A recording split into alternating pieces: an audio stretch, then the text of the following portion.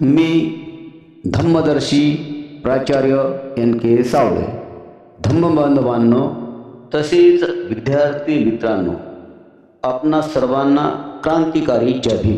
जे काही आहे माझ्या आयुष्याचं की जे काही मिळवलं कळवलंय त्याच्या पाठीमागे आंबेडकर यांचे बाबासाहेब आंबेडकर, डॉक्टर आंबेडकरांना.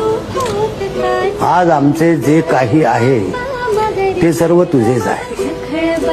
आज आमचे जे काही आहे ते सर्व तुझेच आहे.